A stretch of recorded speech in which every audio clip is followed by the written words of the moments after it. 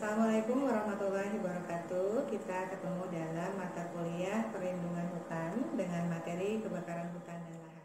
Maaf sebelumnya karena kondisi yang tidak kondusif saat ini, praktikum tidak bisa dilakukan secara tatap muka langsung, sehingga praktikum dilakukan secara online dan dapat dilakukan di rumah masing-masing. Adapun materi praktikum pada kali ini berjudul Prinsip Segitiga Api dalam Proses Pembakaran.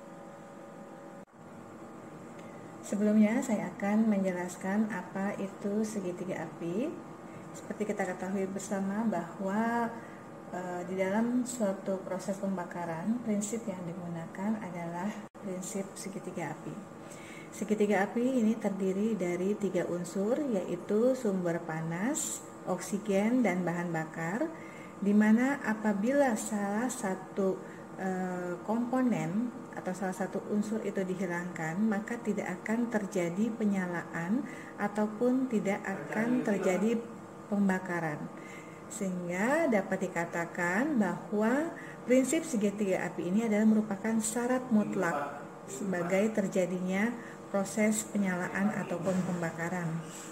Nah, variasi keseimbangan antara sumber panas, oksigen, dan bahan bakar ini akan menentukan besar kecilnya api itu menyala. Dengan demikian, pada praktikum ini kita akan mencoba bagaimana apabila salah satu komponen ini kita kurangi atau kita hilangkan, bagaimana nanti pengaruhnya terhadap proses pembakaran. Dalam hal ini adalah terhadap lamanya penyalaan.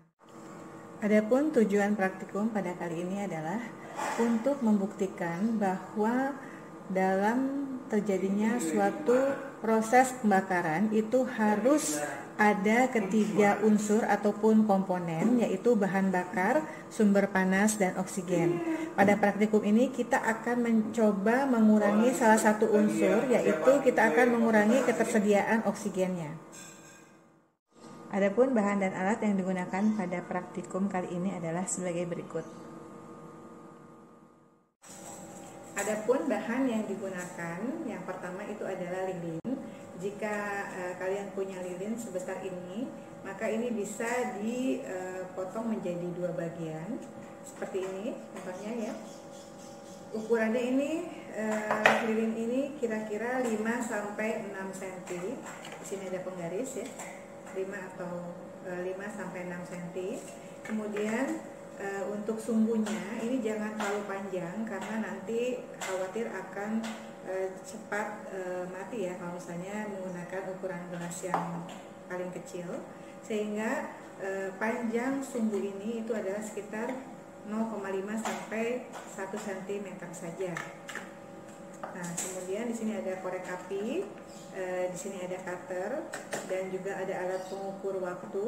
Karena tidak bisa menyediakan stopwatch, maka bisa menggunakan HP sebagai alat pengukur waktunya. Nah, yang paling penting di sini adalah kita menyediakan 4 ukuran gelas yang berbeda-beda.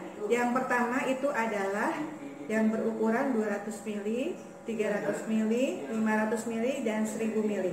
Namun apabila di rumah itu kesulitan untuk menyediakan gelas yang persis sama seperti ini, maka dapat menggunakan minimal 3 ukuran gelas saja yang berbeda. Jadi di sini patokannya itu adalah 3 ukuran gelas yang berbeda, yaitu bisa yang berukuran yang kecil, kemudian yang sedang, dan juga yang berukuran besar. Jadi langkah yang pertama adalah kita menyalakan dulu lilin dan menyiapkan gelas yang berukuran kecil. Jangan lupa stopwatchnya disiapkan. Dinyalakan seperti ini. Begitu dinyalakan jangan langsung ditutup lilinnya. Nunggu nyalanya agak stabil dulu ya. Kemudian begitu ditutup dengan menggunakan gelas, nyalakan stopwatchnya. 1, 2, 3. Ya, ini berkisar sekitar kurang lebih tidak sampai 2 detik. Ya. ini dilakukan sebanyak 3 kali ulangan, ya. Nah, ini baru ulangan yang pertama. Namun sebelum kita melakukan ulangan yang kedua, ini gelas dalam keadaan hangat. Jangan langsung kita tutupkan lagi untuk ulangan yang kedua, tetapi menunggu gelas ini sampai agak dingin. Nah, sambil menunggu kita bisa menggunakan gelas ukuran yang selanjutnya. Nah, sambil menunggu gelas yang pertama ini dingin, kita nyalakan lilin lagi untuk dicobakan ada ukuran gelas yang kedua. Kita tunggu sampai lilinnya agak stabil. Setelah ini baru kita tutupkan dengan gelas. Jangan lupa stopwatchnya ya. 1, 2, 3.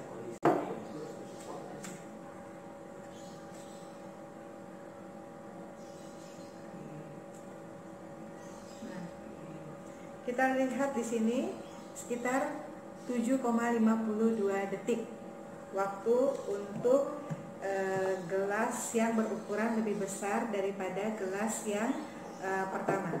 Artinya apa? Bahwa pada ukuran gelas yang pertama itu ketersediaan oksigennya itu lebih sedikit dibandingkan dengan ukuran gelas yang kedua. Maka begitu juga selanjutnya, silakan kalian coba untuk gelas ukuran yang lebih besar.